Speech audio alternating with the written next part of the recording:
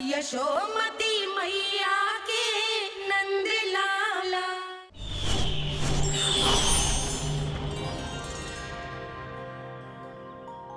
श्री नारायण के वाहन पक्षीराज गरुड़, मैं संपूर्ण सर्प जाति की ओर से आपसे एक निवेदन करने आया हूँ। कहिए, क्या कहना चाहते हैं आप?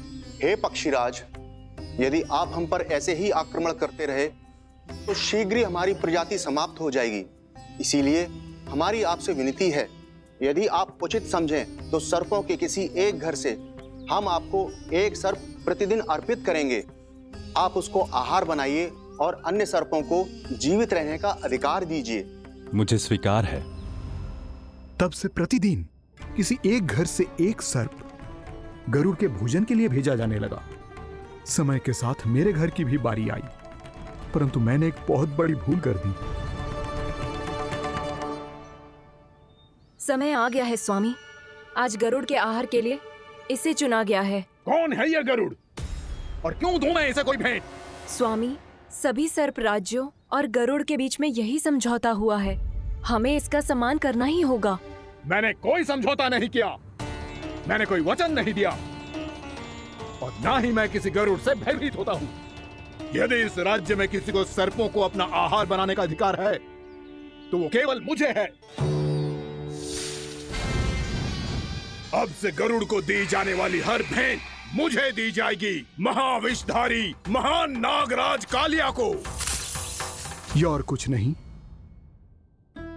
मेरा अभिमान था प्रभु, और यह मेरे इस जन्म की सबसे बड़ी भूल थी। क्योंकि फिर जब गरुड़ को इस बारे में पता चला तो कालिया, अभिमान में आकर तूने अपने काल को ललकारा है।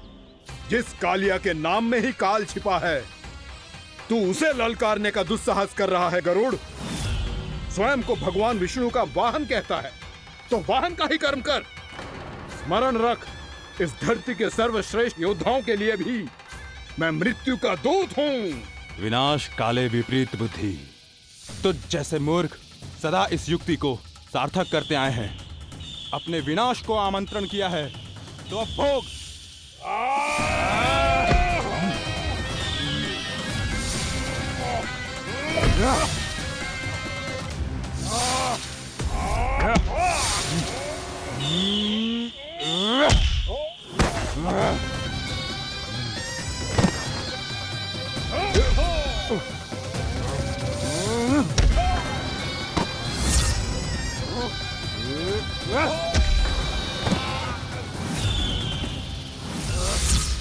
जिसने मेरा भोजन चुराने की धृष्टता की है वो इसी योग्य है। तू मुझे जानता नहीं है गरुड़, मैं महाविषधारी नाग कालिया हूँ। तेरा इतना दुस्साहस कि तूने मुझ पर चरण से प्रहार किया। वाह!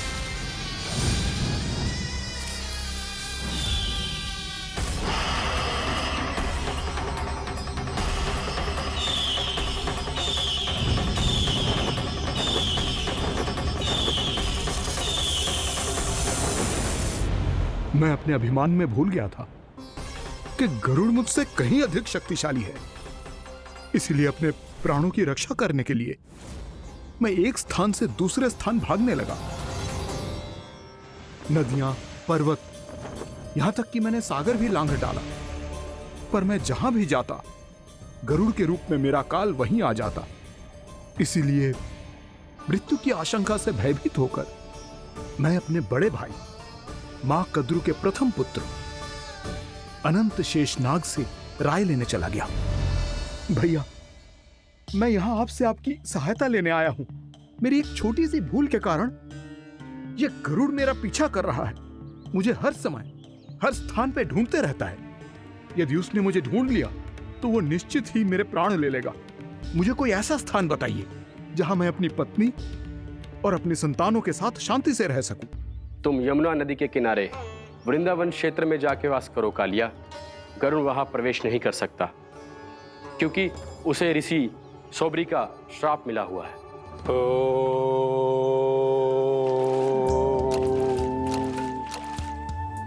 ध्यान और तपस्या का नित्य कर्म करते हुए ऋषि के मन में मछलियों के प्रति प्रेम भाव इतना बढ़ गया कि वो भूल गए सभी जीव खाद्य श्रृंखला का भाग होते हैं।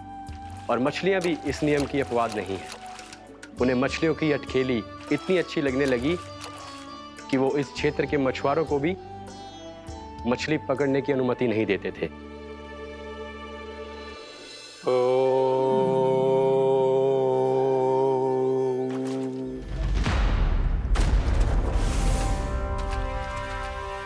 उस दिन वो उस पक्षी को नहीं रोक पाए, पर तब से सावधान रहने लगे। यहां तक कि अपने साधना से भी अधिक ध्यान वो पक्षियों पर केंद्रित करने लगे। ठहरो! इसी क्षण अपनी चोंच में पकड़ी इस मछली को छोड़ दो। तुम्हें इन मछलियों का आहार नहीं करना चाहिए पक्षीराज। ये तो खाद्य श्रृंखला का नियम है ऋषिवर। यदि मैं इनका आहार नहीं करूंगा तो कोई और पक्षी कर लेगा। मैं अपने आनंद या प्रतिशोध के लिए इनके प्राण नहीं ले रहा। ये तो बस मेरा भोजन है। पर यह मेरा तपस्या स्थल है। तुम यहाँ शिकार करके मेरी साधना में विघ्न नहीं डाल सकते पक्षीराज। यदि आपकी यही इच्छा है तो मैं आज के बाद यहाँ नहीं आऊंगा।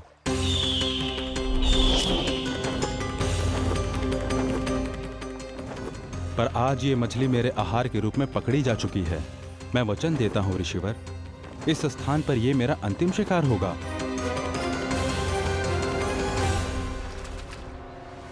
आज के बाद यदि तुमने वृंदावन की निकट उड़ान भी भरी तो तुम सैकड़ों टुकड़ों में फटकर मारे जाओगे पक्षीराज। ये मेरा श्राप है।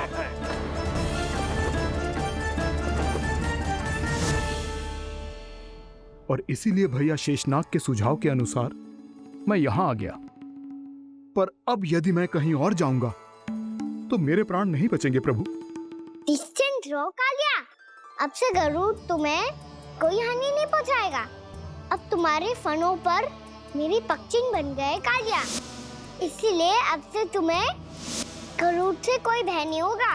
निश्चिंत होकर अपने परिवार के साथ गहरे समुद्र में चले जाओ और सुख से शांति से निवास करो। पर ध्यान रहे निर्दोष जीवों को हानि ना पहुंचे। आपने मुझे जीवन दान दे दिया प्रभु। इस उपकार से मैं कृतज्ञ हूँ प्रभु।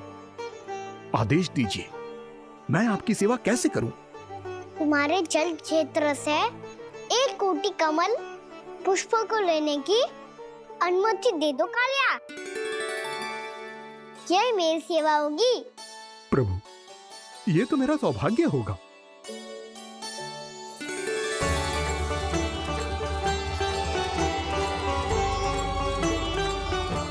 एक कोटि के स्थान पर हम 3 कोटि कमल पुष्प ले आए प्रभु। मैं तुम्हारी सेवा भाव से प्रसन्न हुआ कालिया। रमनाक द्वीप पर चले जाओ ताकि तुम्हारे कारण फिर कभी किसी निर्दोष जीव को हानि ना पहुंचे और न ही तुम्हारा विष मेरे प्रिय यमुना नदी के जल को दूषित कर पाए। मैं तुम्हें आशीर्वाद देता हूँ। आज यहाँ मेरे द्वारा तुम्हें दिए गए इस आदेश का स्मरण जो भी भक्त करेगा और प्रातः काल और संध्या काल में इसका उच्चारण करेगा, उसे फिर कभी किसी संकट से कोई भय नहीं होगा। ये स्थान अब से काला कुंड के नाम से जाना जाएगा। यहाँ पर स्नान करने वाला और देवताओं को इस क्षेत्र से जल का अर्घ्य देकर प्रसन्न करने वाला भक्त यदि मेरा स्मरण करके पास रखेगा तो वो अपने सभी पापों से शीघ्र ही मुक्त हो जाएगा।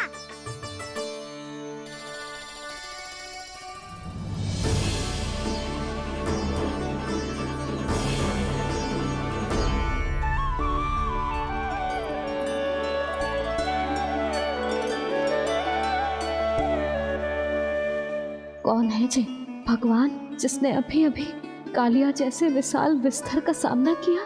क्या एक साधारण बालक जो शीत की अधिकता से ठिठुर रहा है? क्या करूं?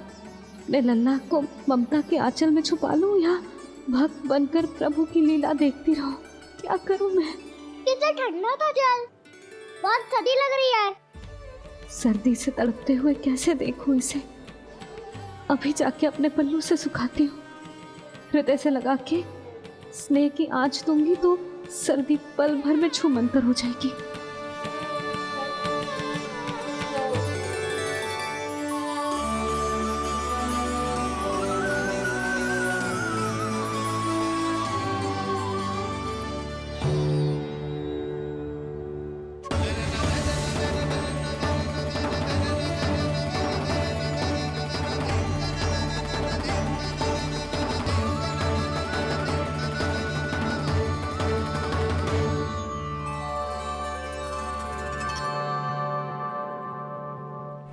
मेरी आवश्यकता ना है इसे। ये तो सच्ची में भगवान ही है, जिसकी ठंड दूर करने के लिए स्वयं द्वादश आदित्य प्रकट हो गए हैं।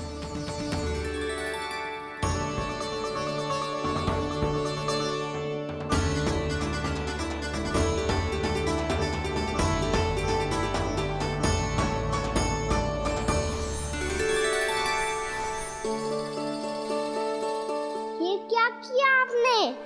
मैया मुझे अपने हृदय से लगाने वाली थी कि आप सब प्रकट हो गए।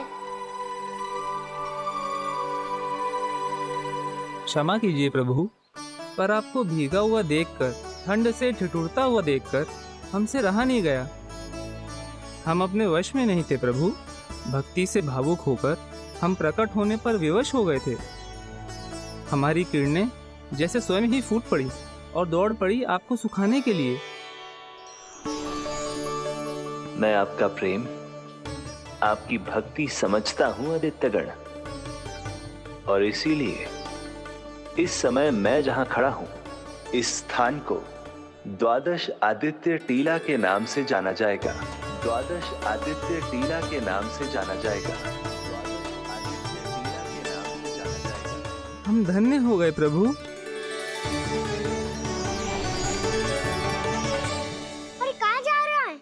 जो गड़बड़ किया है उसे सुधारिए तो सही। प्रभु आज्ञा दीजिए। अपना दाम इतना अधिक बढ़ा दीजिए कि मुझे स्वेद आने लगे, ताकि मैया मुझे स्वेद में गीला देख के और भूल जाए कि मैं ही भगवान हूँ, और मैया मुझे अपनी गोद में उठा के ले जाए।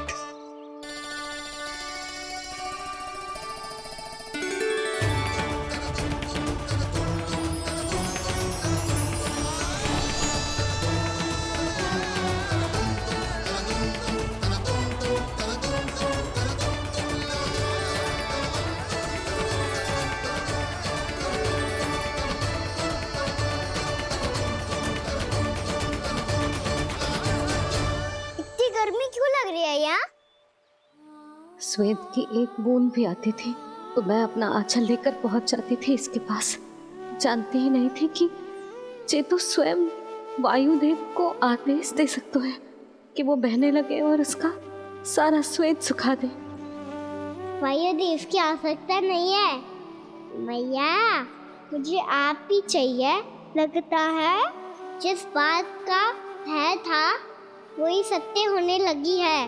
भैया मेरे भगवान रूप को भूल नहीं पाएगी, और अब मेरे लिए इनका सत्य छुपा कर रख पाना कठिन हो जाएगा। कृष्णा कृष्णा हरे कृष्णा कृष्णा कृष्णा मुरली मनोहर कृष्णा गोपाला गोविंदा हे दामोदरा।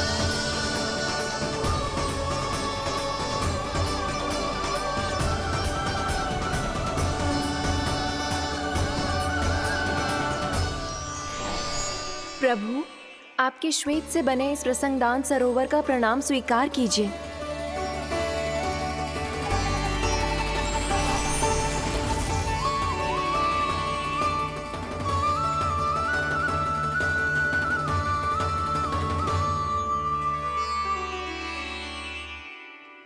ओहो, इस चमत्कार को देखकर भैया को और भी अधिक विश्वास हो जाएगा कि मैं भगवान ही हूँ। अब कैसे मनाऊं मैया को कि मैं इनका लाई हूँ।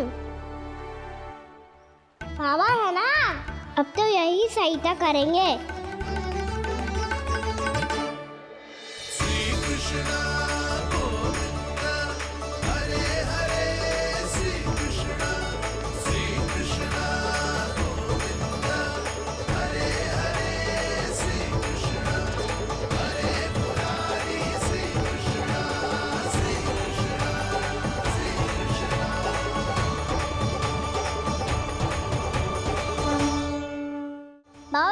थी ना, मैंने तो 3 कोटि कमल पुष्पों का प्रबंध कर दिया है और चिंता करने की आवश्यकता ना है।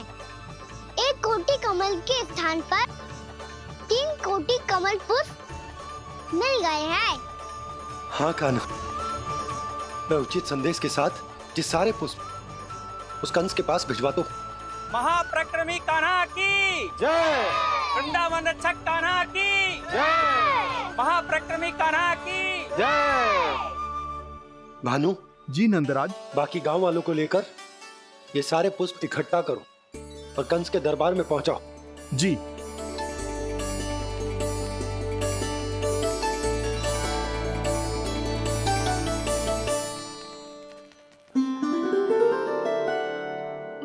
मैया, कौन हो तुम? मुझे पता था मैया, जब आपको सत्य पता चलेगा तो आप मुझे मैया की तरह स्नेह ना कर पाओगी, इसीलिए आज तक सत्य छुपा तो आया हूँ, ताकि आपकी ममता, आपका प्रेम अनुभव करने का अवसर मिलता रहा है मुझे। और फिर आज को बताया था ना, जो रहस्य तुमने बरसों तक छिपाया था, उसका भेद खुलने में तुम्हारा ही योगदान है। मुझे कालिया के शीश पर अपने पद चिन्ह रखकर उसे मुक्त कराना था दाऊ, वचन दिया था मैंने उसे। इसके अतिरिक्त निर्दोष पशु पक्षियों के जीवन को कालिया के विष से ही बचाना था मुझे। इसमें कंस को तो सम्मिलित करना ही था, ताकि जब मैं कालिया का सामना कर रहा हूँ तो वो किसी और असुर को समस्या बनाकर वृंदावन ना भेज दे। पर इस सबसे बड़ा एक कारण और था दाऊ, मैं चाहता था कि मैया को सत्य पता चल जाए। पर क्यों कान्हा? क्योंकि मुझे लगने लगा था कि मैया से ये रहस्य छुपाकर इनके साथ धोखा कर रहा हूँ। अपराध बोध से दबा जा रहा था मैं।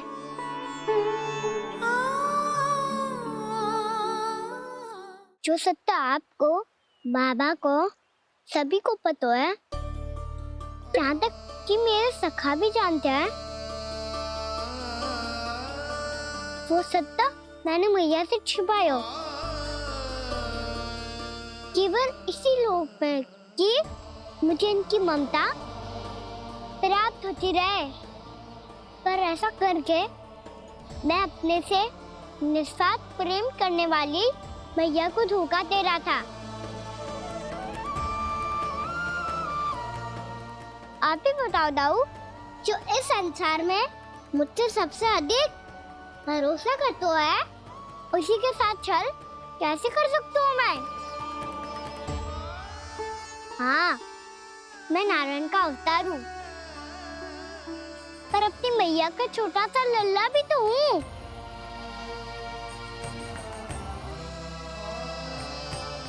इसीलिए तो यमुना जी में छलांग लगाने का एक कारण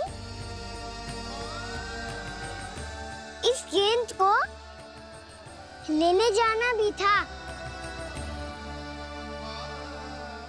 स्नेह से बनाई थी मैया ने गेंद, इसे अपने से दूर कैसे होने देता मैं?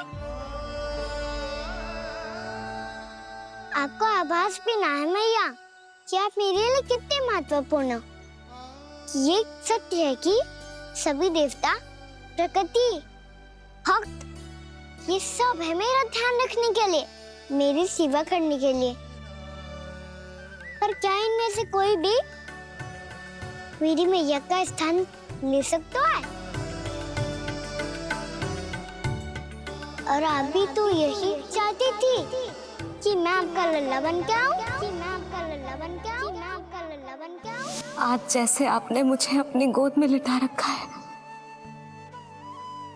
क्या कुछ ऐसा नहीं हो सकता कि शीघ्र ही मुझे आपको अपनी गोद में खिलाने का अवसर मिल जाए? मैया, नारायण का अवतार होना क्या इतनी बड़ी समस्या है कि आप हृदय से भी राह लगा सकते? मैया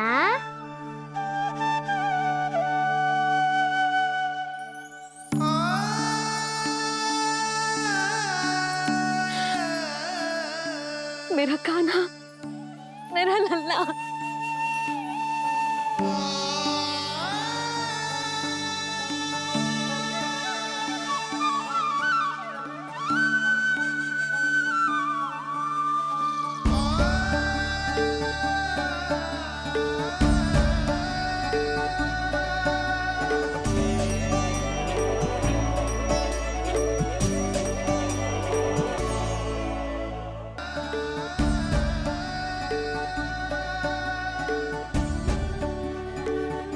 जे सत्य है कि जे जानने के बाद कि तू श्री नारायण का अवतार है,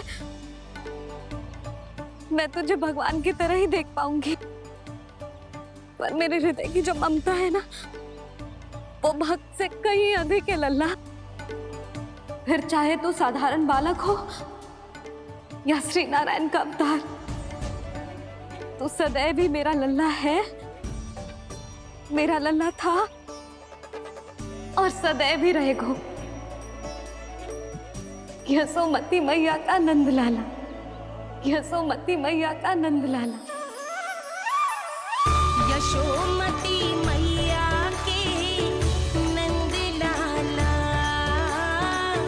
यशोमती मैया के नंद लाला, यशोमती मैया के नंद लाला, यशोमती मैया के नंद लाला।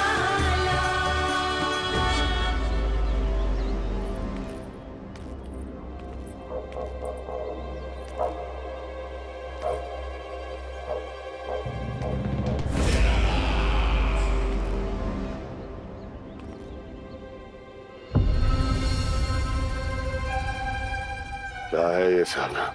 वृंदावन से पत्र आया है महाराज। विनती की गई है कि इसे आपके सामने पढ़ा जाए। पढ़ो। शीघ्र करो। महाराज कंस, पूजा के लिए आपको 1 कोटि कमल पुष्पों की आवश्यकता थी। वृंदावन वासियों की ओर से मैं आपको 3 कोटि पुष्पों की भेंट भेज रहे हूँ। कृपया अतिरिक्त पुष्पों को अपनी गोप प्रजा की विनम्र श्रद्धांजलि समझकर स्वीकार करो महाराज। आपको ये जानकर प्रसन्नता होगी कि जैसे ही मेरा पुत्र कृष्ण कालिया नाग के सामने पहुंचो, वो महाभयंकर नाग भी आपके भय से कांप उठा और स्वयं ही ये सभी पुष्प हमारे द्वार पे पहुंचा गए। यदि आपको अब भी आवश्यकता हो तो और भी पुष्पों का प्रबंध किया जा सकता है। आपका विनीत गोपराज नंद। हमारा संघर्ष अभी समाप्त नहीं हुआ है विष्णु अवतार। यशोमती मैया का नंदलाला। पत्र में लिखा है महाराज, उसे इसी नाम से बुलाया जाना प्रिय है।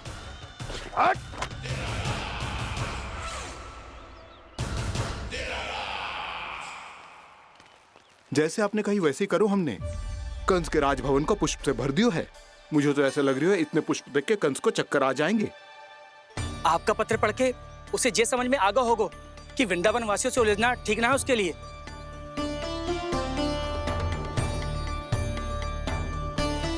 वैसे ही हमारे श्री कृष्ण हमारी रक्षा करने के लिए है ना।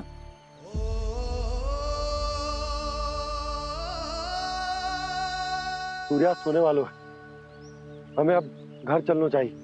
मुझे बहुत थकान लग रही है नंदराज। हाँ, मैं भी बहुत थक गई हूँ। नंदराज, कमल पुष्पों को गाड़ी में लादकर मथुरा पहुंचाने में अब हम भी बहुत थक गए। तो आप सब लोग रात्रि को यहाँ रुकना चाहते हैं? वैसे सुझाव तो अच्छा है नंदराज। अब कालिया नाग के स्थान से जाने के बाद प्रकृति कितनी खिल उठी है, क्यों जसोदा जी?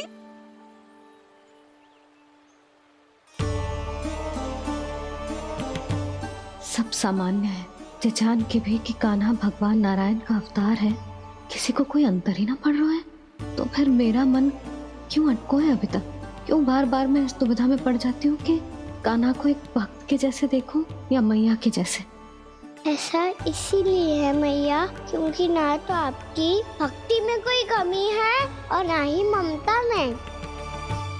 तो फिर ठीक है, आज हम यहीं रात बिताएंगे।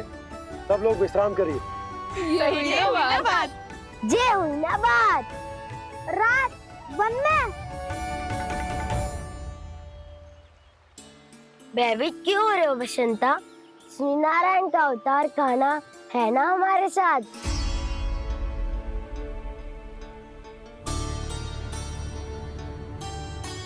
लगता है कोई मैया को भूलने ही नहीं देगा कि मैं नारायण का अवतार हूँ।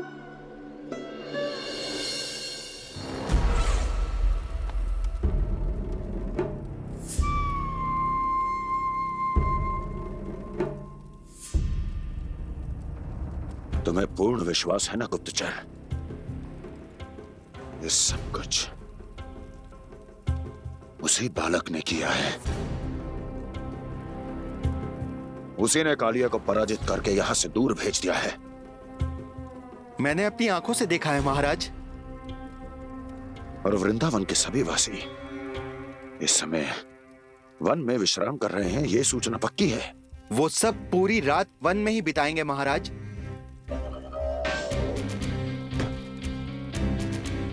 मेरी रातों की नींद छीनकर वो वन में आनंद कर रहे हैं।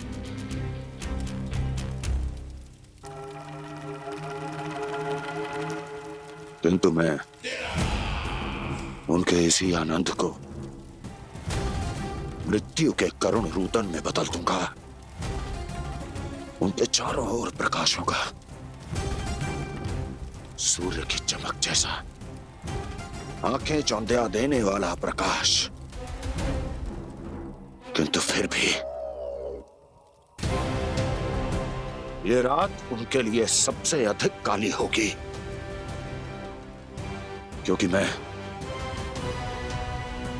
इस पूर्णिमा की रात को अमावस्या की रात बना दूंगा। कभी न समाप्त होने वाली अमावस्या।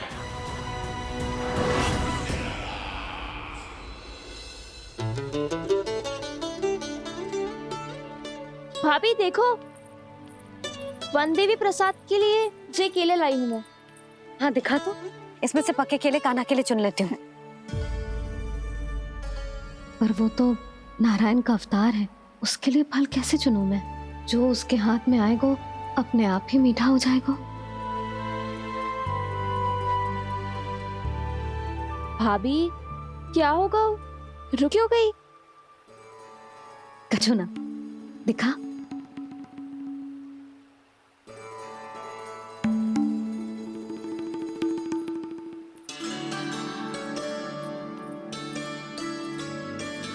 कान्हा, तुझे भूख लगी आई होगी ना? भैया खिलाओ ना। अच्छा।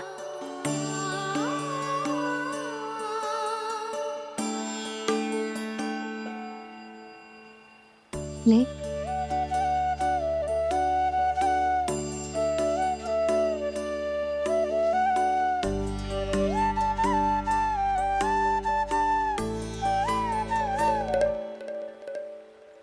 भैया के व्यवहार में बदलाव आ रहा है।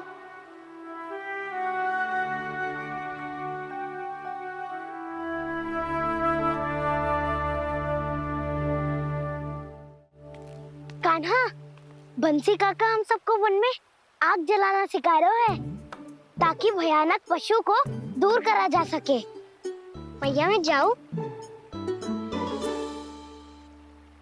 भैया अग्नि जलाने जाऊं? हाँ जा। भैया तो चुपचाप जाने दे रही है, पहले जैसे चिंता भी नहीं कर रही है अब। लल्ला सुन, अग्नि के साथ खेलियो मती और सुरक्षित दूरी बना के रखियो, समझ आई?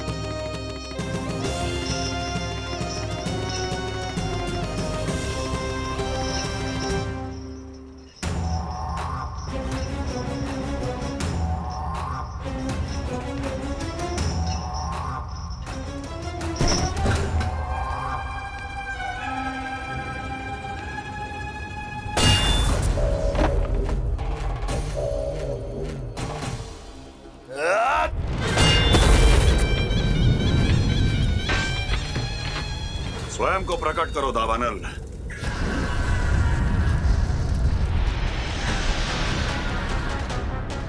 प्रणाम महाराज।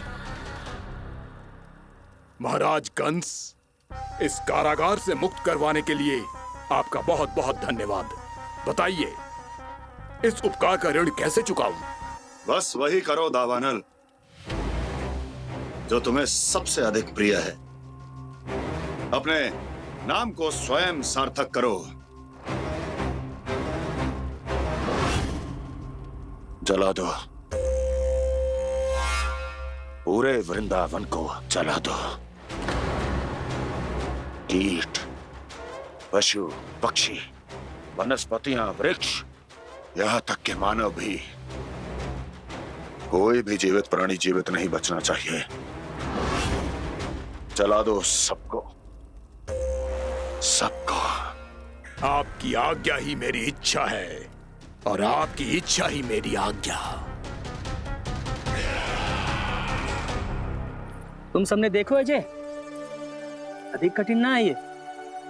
2 पत्थर हाथ में पकड़ ले, ऐसे रगड़ लो है, चिंगारी निकलेगी, घास फूस अग्नि पकड़ेगी और भक्क से जल जाए वो। लो करो, लो सुबल।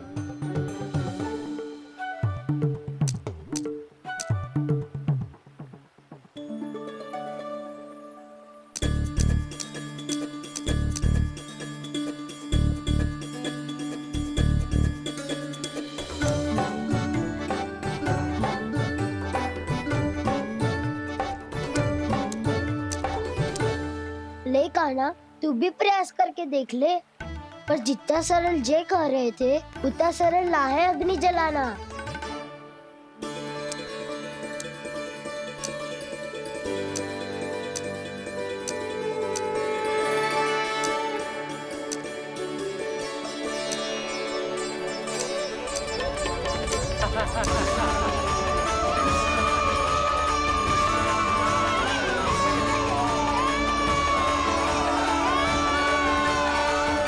ये तो श्री नारायण का अवतार है। संसार की सारी अग्नि इसके नियंत्रण में है, तो फिर एक चिंगारी उत्पन्न करना कौन सी बड़ी बात है।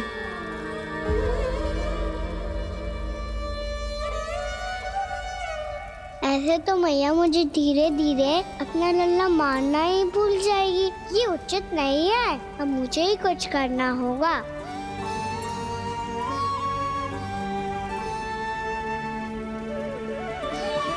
कान्हा, ऐसे मत करो, लग जाएगी।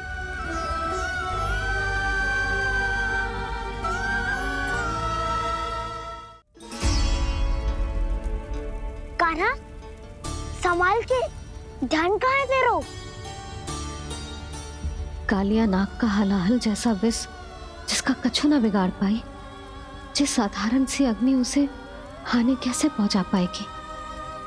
मेरी ममता बार बार चिंता करने पे विवश कर देती है मुझे। भूल जाती हूँ मैं कि ये तो श्री नारायण का अवतार है। यही तो मैं चाहता हूँ मैया।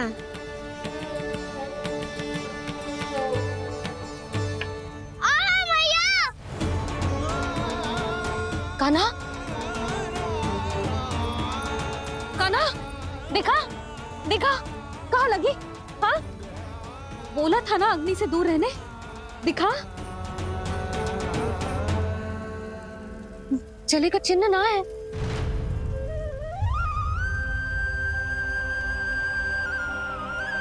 मेरे साथ खेल खेल रहा है जे। इसे पता है कि इसकी पुकार सुनते ही मैया ऐसे ही दौड़ी चली आएगी। नीचे नटखटपना बंद कर कान्हा।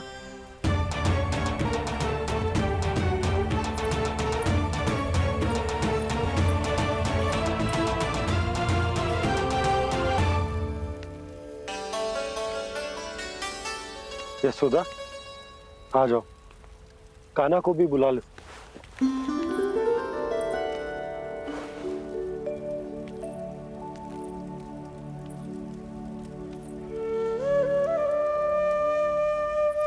आपको तो पहले से पता था ना कान्हा के बारे में? हाँ, वो यशोदा कान्हा ने मुझसे वचन लिया। ना ना, मैं आपको ताना ना दे रही। मैं तो बस ये सोच रही थी कि आप अपने आप को कैसे समझा पाते हो, ये जानते हुए भी कि वो श्री नारायण का अवतार है। आप उसके साथ सामान्य व्यवहार कैसे कर पाते हो? क्योंकि मैं भी अपने लल्ला के साथ सामान्य व्यवहार ही करना चाहती हूँ, उसे वैसे ही देखना चाहती हूँ, उसके साथ लाड करना चाहती हूँ, उसे डांटना चाहती हूँ, फटकारना चाहती हूँ। पर मुझे बार बार उसमें मेरे प्रभु दिखने लगते हैं। मेरे साथ भी ऐसा ही होता है यशोदा।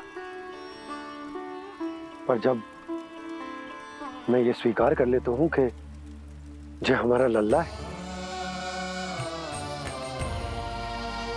तो मैं भूल जाता हूँ कि जय श्री नारायण का अवतार भी। उसके बाद सांसारिक माया मुझे अपने अंदर जकड़ लेती है। यशोदा, तुम्हारे साथ भी कछु ऐसा ही होगा। संसार की मोह माया तुम्हें खुद में जकड़ लेगी और तुम जब भूल जाओगी कि वो भगवान का अवतार। और सच्ची कहूं तो भैया की ममता के आगे कोई भी माया ना टिक सकती। सबसे बड़ी होती है एक मैया की ममता। पर भक्ति का भाव भी कम प्रबल ना हो तो है जी। मेरे हृदय में ममता और भक्ति के बीच युद्ध चल रहा है। मुझे ना पता कौन सा भाव जीतेगा और कौन सा हारेगा। इसका अर्थ है कि मुझे कुछ भी ऐसा करने से स्वयं को रोकना होगा जिससे मैया के मन में भक्ति का भाव प्रबल होकर हिंसा से जीत जाए। तो फिर ध्यान रखना कान्हा, अब सबके सामने कोई लीला मत कर देना तुम।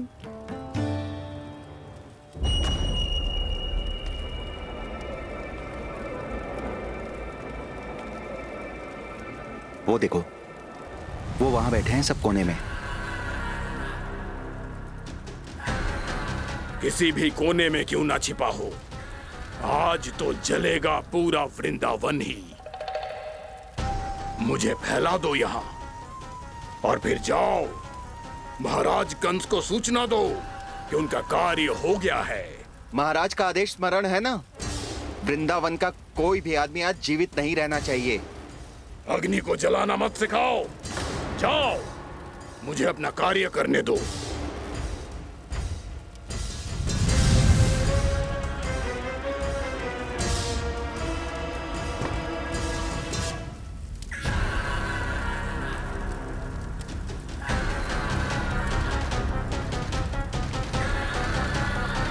नारायण नारायण हरे हरे, श्रीमन्नारायण नारायण हरे हरे, श्रीमन्नारायण नारायण हरे हरे।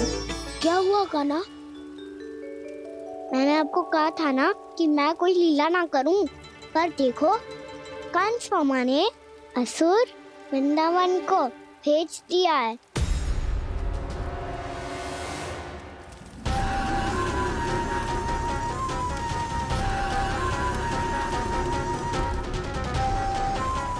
दावानल अर्थात पंचअग्नि। अब क्या करोगे तुम? वही जो मेरे दाव क्या क्या सबके सामने ही ऐसा कछु ना करूंगा जो लीला लगे, पर सबकी दृष्टि से छुपकर तो कछु करना होगा दाव।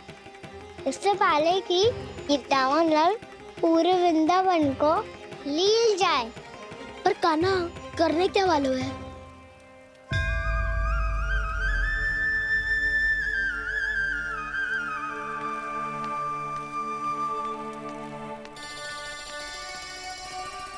मैया बात थको, सुला दो ना। आजा।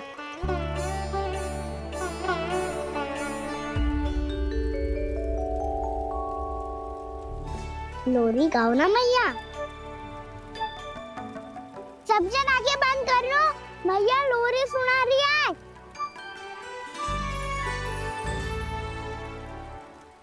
तो ये है तुम्हारी योजना।